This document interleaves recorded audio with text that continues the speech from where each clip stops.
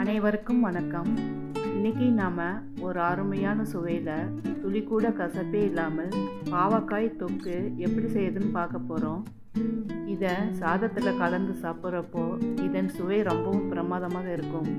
இதை சுலபமான முறையில் சுவையாக எப்படி செய்யலான்னு பார்க்கலாம் வாங்க. ஃபஸ்ட்டு இதுக்கு தேவையான பொருட்களை பார்க்கலாம். நான் இந்த மாதிரி 3 பாவக்காய் எடுத்திருக்கேன். இது போல் ஷேப்பில் கட் பண்ணி எடுத்துக்கோங்க, அப்போ தான் வேக ஈஸியாக இருக்கும்.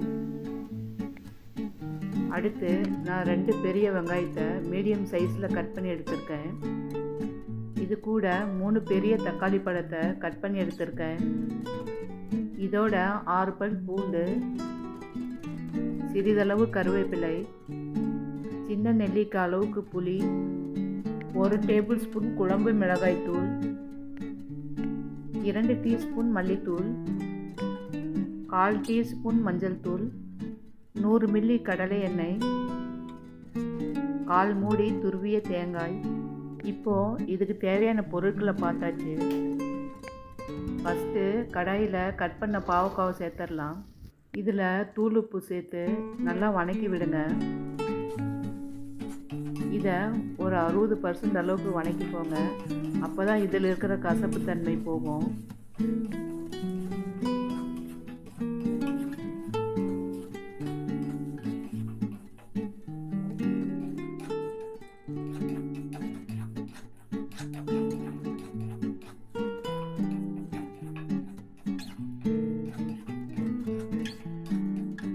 பாருங்க, பாவக்காய் ஓரளவுக்கு வெந்து வந்துடுச்சு. இந்த அளவுக்கு வணக்கி எடுத்துக்கோங்க. இதுக்கப்புறமா கடாயை நல்லா வாஷ் பண்ணிவிட்டு ஆயில் சேர்த்துடலாம்.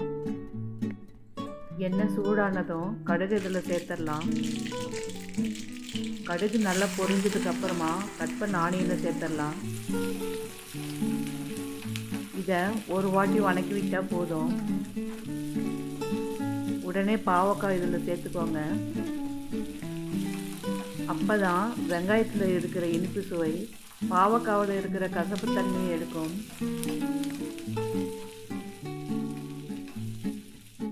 இதில் கொஞ்சமாக கருவேப்பிலையை சேர்த்துடலாம்.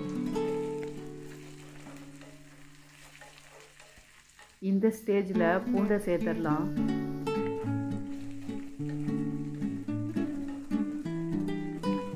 இதுக்கப்புறமா அடுப்பை சிம்மில் வச்சு ஒரு மூடி போட்டு ஒரு 5 நிமிஷம் வேக விடுங்க.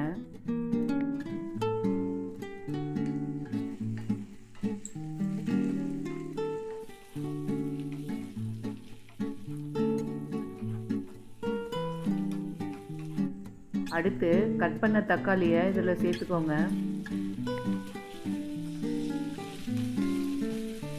அடுப்பை சிம்மில் வச்சு தக்காளியை நல்லா குழையிற அளவுக்கு வேக வச்சுக்கோங்க.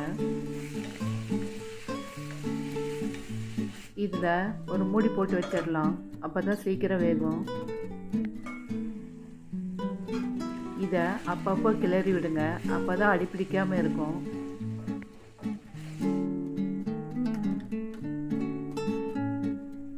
பாருங்கள், இந்த அளவுக்கு நல்லா வேக வச்சு எடுத்துக்கோங்க.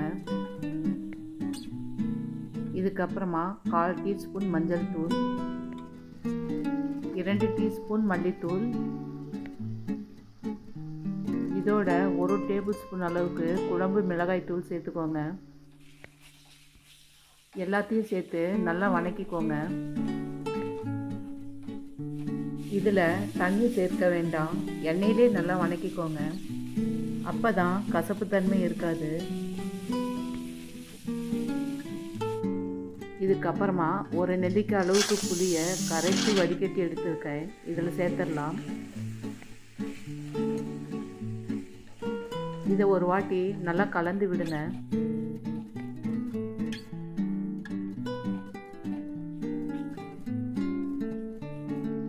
அடுத்து 1/4 மூடி அளவுக்கு துருவிய தேங்காவை இதில் சேர்த்துடலாம்.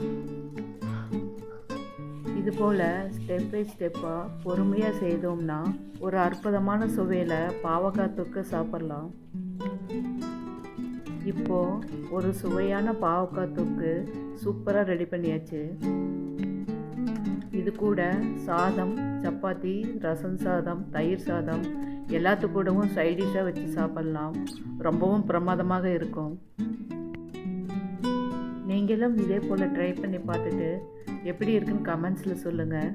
இந்த வீடியோ உங்களுக்கு பிடிச்சிருந்தா லைக் பண்ணுங்கள், ஷேர் பண்ணுங்கள், சப்ஸ்கிரைப் பண்ணுங்கள். தேங்க்யூ ஃபார் வாட்சிங்.